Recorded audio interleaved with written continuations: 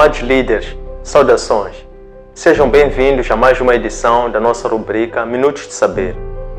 Espaço este em que habitualmente nos encontramos para tomarmos um chá de conhecimento sobre liderança, de forma a nos atualizarmos sobre conceitos, técnicas, habilidades, virtudes, de forma a podermos desempenhar com maior alcance e impacto as nossas atividades, de forma a alcançarmos os nossos objetivos.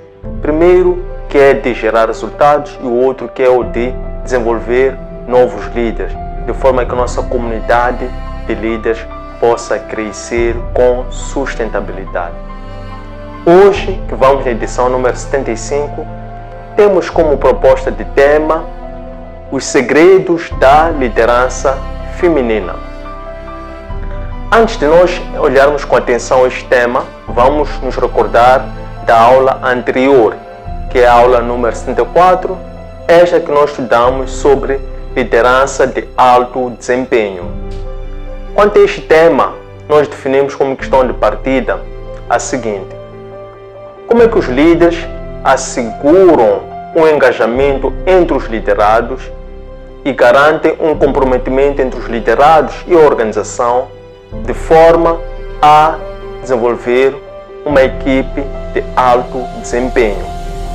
Associada a esta, nós definimos como hipótese positiva que as equipes de alto desempenho são formadas por profissionais de excelência, que atingem resultados acima do esperado, realizando ações conjuntas na base da cooperação. Depois nós desenvolvemos 7 principais temas. O primeiro foi a necessidade de se acertar no recrutamento e seleção.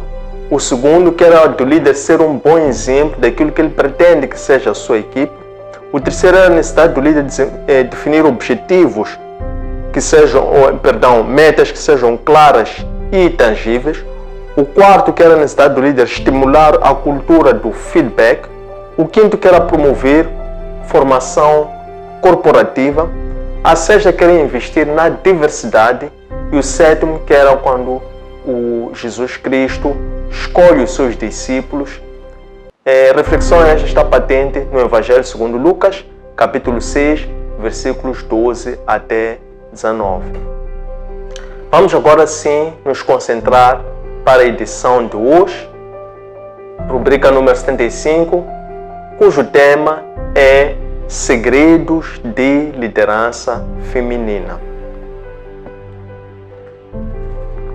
Por este tema, nós pretendemos perceber quais são as características físicas do ponto de vista de liderança, ou segundo traços ou perfil de personalidade, para perceber questões ou desafios de liderança a nível do gênero feminino, tendo em conta que algumas pesquisas sugerem que somente cerca de 24% de cargos de liderança são assumidos por mulheres. Emergindo daí um grande desafio, não só às mulheres, mas há um envolvimento também dos homens para mais iniciativas de formação, treinamento e desenvolvimento de mulheres.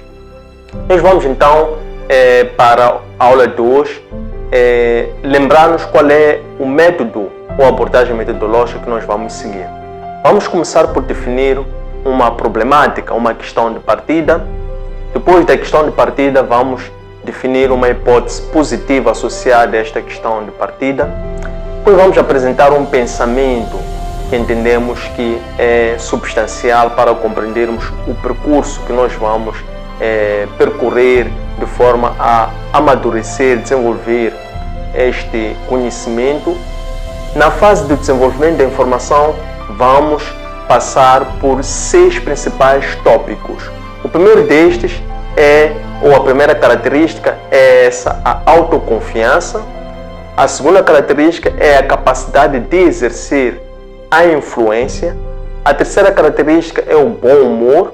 A quarta característica é a resiliência. A quinta característica é a assertividade. E o sexto tópico nós vamos trazer na base do cânon bíblico, vai ser sobre a liderança de Ruth, a moabita, que tornou-se a estrangeira, que fora uma antepassada de Cristo. Então vamos agora passar para a parte de desenvolvimento e aprofundamento do tópico 2, passando de seguida para a questão de partida. E a questão que nós vamos trazer para a reflexão de hoje é: quais são as principais características de personalidade que tornam as mulheres líderes? Associada a essa questão, nós vamos definir a seguinte hipótese positiva: a liderança não é um talento nato restrito a certas pessoas. Ela pode ser desenvolvida através de preparo e dedicação. O pensamento que nós vamos aqui trazer para dar aso aos tópicos que vão ser os 5 principais traços de personalidade ou características de personalidade que vão estimular a este. Então, o pensamento que nós pretendemos trazer para este estudo é o seguinte: as principais características comuns das mulheres líderes, para que elas possam guiar, inspirar outras mulheres, elas devem comumente ser ou andar à volta destas 5 que nós vamos apresentar e desenvolver a seguir. A primeira destas é a autoconfiança. Sobre a autoconfiança, isto que é o oposto da vitimização, porque se a mulher ela já tem um histórico de em casa ser orientada para trabalhos mais domésticos, trabalhos menos mecânicos, e também nas escolas elas preferem por formações na área de ciências humanas e sociais. Isso faz com que resulta consequentemente para uma baixa competência ao lado de homens, uma baixa inclinação para competências técnico-profissionais. Isso leva as mulheres para uma posição de relegação ou desvantagem relativamente aos homens no que concerne ao acesso de cargos de liderança ou déficit de competências técnicas e até competências digitais. Então, isso por si poderia levar as mulheres a um papel de vitimização. Por isso é que nós estamos a falar de autoconfiança, que é precisamente a mulher acreditar no seu histórico pessoal como uma jornada que a leva ao seu autoconhecimento, a descobrir-se verdadeiramente quem ela é e poder resgatar interiormente aquilo que é o seu chamado, o seu propósito. Então, a autoconfiança é um elemento primordial para manter a mulher íntegra e vertical, a poder não sentir vergonha, não sentir receio daquilo que é a sua realidade, mas olhar para a sua história pessoal como um percurso para o seu autoconhecimento e valorização. O segundo aspecto é a capacidade de exercer influência. Sobre a questão de exercer influência, é muito importante a questão da originalidade, porque nós somente exercemos influência quando as pessoas aceitam, gostam e apreciam os nossos valores. Mas isso só acontece quando nós pessoalmente também aceitamos a nós próprios como nós somos, que é uma autoaceitação. Então, isso desenvolve em nós a autenticidade. Então, as mulheres líderes, uma das características que têm é a sua autenticidade. E essa é fundamental para que as outras pessoas, então, possam confiar nestas mulheres líderes, por elas vestirem a sua autenticidade e as pessoas apreciarem a líder pela sua forma de ser e de estar, pelos seus valores de base que defende e apresenta na sua marca comunicacional no dia a dia, na forma das suas atitudes. Número 3 é a questão do bom humor. O bom humor é um charme, é um perfume, é um cartão de visita, é a forma como a pessoa se apresenta. O bom humor é a energia, é a alma que a pessoa carrega e transporta quando se encontra, quando convive, quando junta-se a outras pessoas, saindo do singular, saindo do seu último reduto para se associar às outras pessoas, onde vai exercer a sua influência sobre as outras pessoas.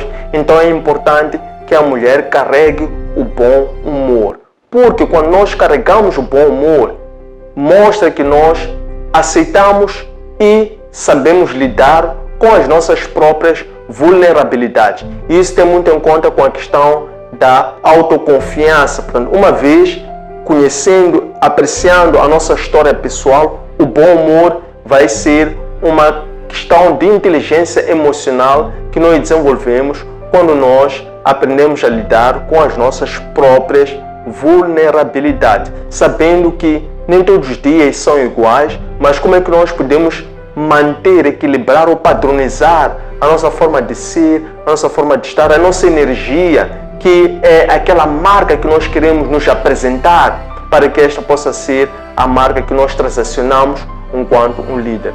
Porque se a pessoa não tem um bom humor ou não se esforça para manter o seu humor, então vai mostrar uma fragilidade, do seu ponto de vista de que vai demonstrar que é uma pessoa inconstante. Um dia está no humor muito alto, outro dia está no humor muito baixo. Então, um bom líder tem que mostrar uma constância através do humor, que este humor é a forma como a pessoa lida e domina as suas próprias vulnerabilidades. Número 4 é a questão da resiliência. A resiliência também é muito ligada à questão da autoconfiança, que tem em conta com a questão de conhecer a sua história pessoal como uma jornada. Então essa resiliência vai ser a forma como a mulher, enquanto uma líder, ela lida com os seus percalços, porque as quedas, as rejeições, os nãos, os bullying, as perseguições é a coisa mais certa que a líder deve esperar que vai acontecer e vai ocorrer com certeza. Então o mais importante que mostra esta postura de liderança é a sua pujança, que é a capacidade que a líder tem de se manter firme diante dos percalços. Isso é questão de se reerguer, porque cair, todos nós caímos, e é desejável que o líder caia, porque se observa o grau de maturidade de liderança na forma como o líder se levanta, que é o reerguer. Então a resiliência é muito importante para que a líder possa desenvolver este caráter, este atributo que firma a sua liderança. A característica número 5 é a assertividade, que é a capacidade de decidir em linha com uma visão, um olhar estratégico. E essa questão de decidir é uma questão que deve ser tomada com muita seriedade e compromisso, porque há momentos e a todos os dias nós e líderes tomam decisões que influenciam a sua esfera pessoal, decisões que influenciam a sua esfera social imediata a nível de casa, família, e decisões também que influenciam uma comunidade ou um número de pessoas que esteja um pouco fora desta cintura que é a sua família. Daí que o mindset ou a mentalidade, assim é que é a capacidade de autocontrole e o autocontrole emocional é muito importante para o processo de tomada de decisão, de forma que sempre que se tome decisões, possam ser decisões que não sejam somente para ter um alcance no imediato, no aqui e no agora, mas sejam decisões que tenham um horizonte de longo prazo. Deixar cada vez mais tomar decisões na base da emoção, na base da reação, e passar a tomar decisões na base da proatividade, daquilo que nós queremos impactar, daquilo que nós queremos causar e daquilo que é a intenção, o posicionamento estratégico que nós queremos desenvolver e manter a longo prazo. O sexto aspecto que nós vamos trazer é sobre a liderança de Ruth. Ruth é uma moabita e ela, tal como a Orpa, tinham como sogra Noemi. Noemi tinha 2 filhos e um esposo. Mudou-se para Moabe, vindo de Belém, e iam para lá para encontrar melhores condições de vida. Estando lá, Noemi teve um infortúnio. Primeiro perdeu o esposo, ficou viúva, depois perdeu os 2 filhos. E ela viu-se, por fim, somente com as suas 2 noras. Porque ela não é egoísta e porque também ela já não tinha nada que fazer, estando já numa idade avançada, sendo viúva, sem os 2 filhos homens, ela estava em terra estrangeira. Ela viu que nada mais restava a não ser voltar para a sua terra natal de origem. É quando ela então despede e abençoa as suas noras, desejando que elas voltassem para as suas casas e tivessem sorte em encontrarem outros maridos. Uma delas, que é a Orpa, deu-lhe um beijo e despediu-se. Mas a outra, que é a Ruth, disse a Noemi: aonde tu fores, eu também vou. O Deus que tu adoras, eu também adorarei. Portanto, eu voltarei, regressarei contigo. Esta persistência, por assim dizer, esta fé da Ruth foi tão fundamental a ponto de, ao ter regressado contra gosto da Noemi, elas foram e fixaram-se na terra de Belém. Estando lá, existia um certo fazendeiro chamado Boaz, que era familiar da Noemi. Boaz acaba por acolher a Ruth, sob o conselho de Noemi, que aconselhou-a a procurar alguma ocupação que pudesse dar algum sustento para a família, que era Noemi e a sua nora Ruth. Porque o trabalho, a dedicação e também a fé da Ruth causou impressão a Boaz, a Ruth volta ao fim do primeiro dia de trabalho e conta o relatório do que foi e a forma como Boaz a recebeu. Certa vez, quando estava já na altura da colheita, a Noemi, aconselha a sua nora Ruth, dizendo-a: lava-te, unge-te e vista-te. Lavar é o sentido de esquecer os traumas, esquecer os problemas do passado e também esquecer que era viúva. Ungir era a necessidade dela se purificar interiormente, resgatando de dentro os seus ulteriores valores e princípios e conectar-se com a sua divindade. E vestir-se era precisamente, no exterior, escolher uma veste que pudesse sincronizar-se com o seu estado interior. Isto foi suficiente para que, através da postura e direção que a sua sogra Noemi deu, para que Ruth pudesse, seguindo essas instruções, pudesse, com efeito, granjear a simpatia de Boaz, este que acabou por não só cair nas graças dela, mas também por conquistá-la para que eles assim formassem um casal. É assim que eles acabaram por gerar um filho chamado Obed, este que foi pai de Jesse e Jesse pai de Davi. Davi, rei de Israel. É assim que Ruth passou a constar de uma anônima estrangeira no galardão daqueles que fizeram parte do plano de salvação da humanidade, tornando-se assim uma das antepassadas de Cristo. Para melhor reflexão, pode encontrar este texto no livro de Ruth, capítulo 3, verso 3. Tendo chegado a esta parte, espero que tenham gostado. Deixem ficar os vossos comentários, reflexões e sugestões de temas para as próximas edições. Façam like e subscrevam a esta página e não esqueçam de partilhar com a vossa rede de contatos para que a nossa comunidade possa continuar a crescer. Encontre este material nos nossos arquivos digitais, junto às nossas páginas de Facebook, de Instagram e de YouTube, Antônio Sende LDA, nosso aplicativo para plataformas Android LOAP e nossa webpage www.academiaservo.com. Espero que gostem, um abraço de luz e até breve.